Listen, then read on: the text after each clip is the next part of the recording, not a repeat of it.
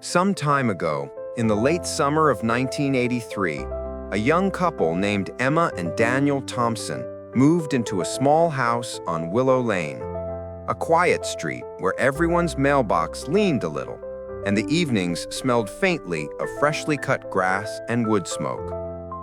The house wasn't new, but it was theirs. Emma loved the ticking clock in the kitchen, the sound of sparrows in the gutters, and the gentle hum of the old refrigerator. Every morning, she and Daniel would sit at the breakfast table, drinking coffee while the small radio on the counter played soft news or 80s love songs. From their kitchen window, Emma could see into the neighbor's yard. There, an older woman, Mrs. Harris, as Emma later learned, hung her laundry on a long wire line stretched between two apple trees. Shirts, sheets, and pillowcases fluttered lazily in the morning air. On their very first morning, Emma frowned slightly as she stared out. "Daniel," she said, "look at that poor woman's laundry. It's so gray. I don't think she knows how to wash properly." Daniel, half listening to the radio, murmured, "Maybe it's just the light, love." But Emma shook her head. No, I've seen this before. Probably using cheap soap powder. You can't get stains out like that. The next morning, and the next, the scene repeated. Emma would glance out the window, coffee cup in hand, and make a quiet comment, a sigh, a shake of the head, or a disapproving murmur. "She does this every week," she'd say. "Those sheets look like they've never seen bleach." Daniel rarely replied. He wasn't the type to argue over laundry. Instead, he'd smile behind his newspaper or hum softly along with the radio. Weeks passed. The house began to feel more like home. Emma planted small daisies in the front yard and painted the kitchen walls a soft cream color. Yet the little ritual continued. Breakfast, radio, and quiet judgment.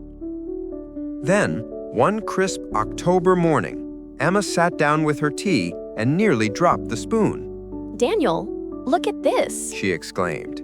"Mrs. Harris must have changed her detergent. Her laundry is spotless today. Bright white, just like it should be. I knew she'd figure it out eventually." Daniel looked up from tying his shoes, his eyes kind. "Actually," he said casually, "I got up early this morning and cleaned our windows."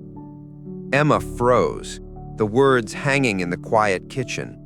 She turned to the window, blinked, and saw the world clearly for the first time.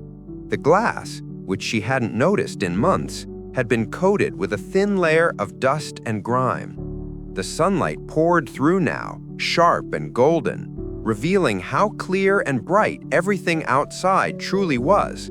Mrs. Harris's laundry, the sky, even the fence posts she had once thought dull. She set down her cup, cheeks warming. "Oh," she whispered. "so all this time..." Daniel smiled. "Sometimes it's not the world that's dirty, just our window." Emma laughed softly, realizing how blind she had been. Later, she brought a pie to Mrs. Harris, who welcomed her with a smile and soap-wet hands. They talked about gardens and the broken washing machine she'd been fixing by hand. That night, Emma looked out again. The window shone. The same laundry waved in the breeze, now perfectly clean. And from then on, whenever she felt like judging, she remembered, before you blame the view, clean your own glass. Moral of this story is, the world often reflects the state of our own heart. Before judging others, clear your view, your thoughts, your biases, and your pride. Only then will you truly see things as they are.